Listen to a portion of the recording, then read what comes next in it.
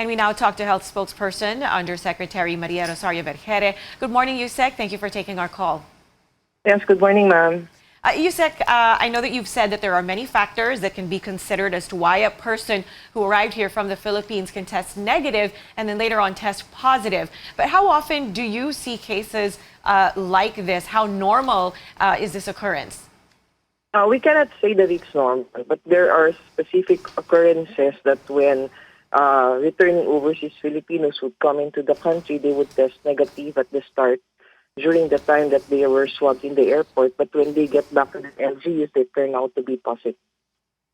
All right, so it's basically the virus still incubating in the body. Is that correct? It might be because there is this specific timing which is appropriate for us to get the RT-PCR test. It is it is most appropriate to be taken during the 5th day after that being exposed from the patient.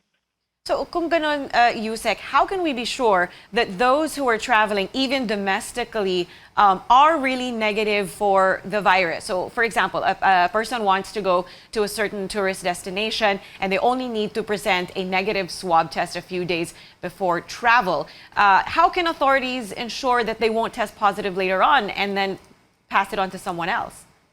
Well, one of the standing protocols is that these travelers should be monitored by the local government. So even if they tested negative and they went inside or went in this specific area, they have to monitor while they stay in that area. But right now, with our agreements with the Technical Working Group of AETF, we will be revising our protocol wherein we will be doing already.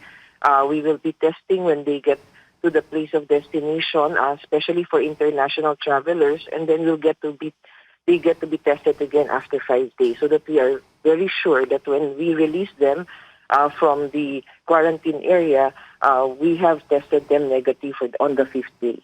All right, so there will be more testing carried out. Yusek, I want to talk about the close contacts of the country's first case of the UK variant. Do we know at this point po if those who tested positive have the UK variant as well?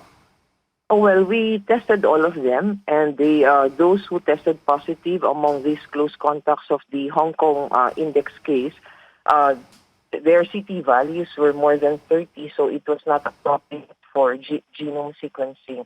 Because as you know, we can only do the processing for sequencing if the CT values are below 30, meaning the viral load are high. So what we did was to just continue on their quarantine for 14 days, and we are trying to monitor them right now. But for those close contacts, is it possible that they acquired other variants of COVID-19, not necessarily the UK one? Well, for those who are being tested, we are doing the complete genome sequencing. This is the whole genome that is being sequenced. So it is not just the UK variant that we are trying to see or detect. We are looking at other variants as well. So as of now, currently, we have not identified any type of variant among these cases. For those close contacts, ma'am, how are they doing? Are they showing any symptoms?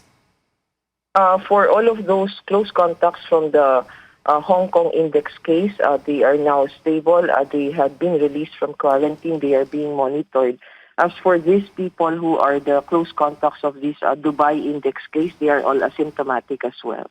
All right. So, Yusek, just to clarify, will the whole genome sequencing process be done to samples of everyone who was tested for the virus, regardless of the result, or is it something that you're just limiting to the close contacts of the UK variant case? No, now we have established this genome sequencing already. We call it the genomic biosurveillance. So all of those who are coming from other countries will be tested. All who tested positive will be subjected to genome sequencing. Also, we are collecting specimens from different regions of the country, from those vulnerable sectors like those in the hospital, those in areas with clusters of cases, so that we will know if the variant is here, or we'll know where the variant is here in the country.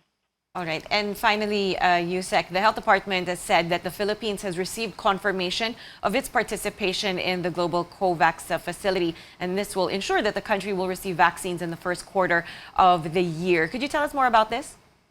Oh, well, this COVAX facility is a collaboration among different countries, and this was spearheaded by WHO and Gavi. And they have identified these countries where they can provide subsidies, and Philippines was one of them. We applied in this scheme, and they have approved our application. So we will be receiving subsidized vaccines from COVAX, where they have committed to provide us with 20% of our needs for the population. But at the initial, it might be that they will be providing the first 3% only. So this COVAX facility have committed that they might be able to provide us with these vaccines this first quarter of the year. All right, certainly very hopeful there for a lot of people in the country. Thank you, Health Spokesperson, Undersecretary Maria Rosario Vergeire.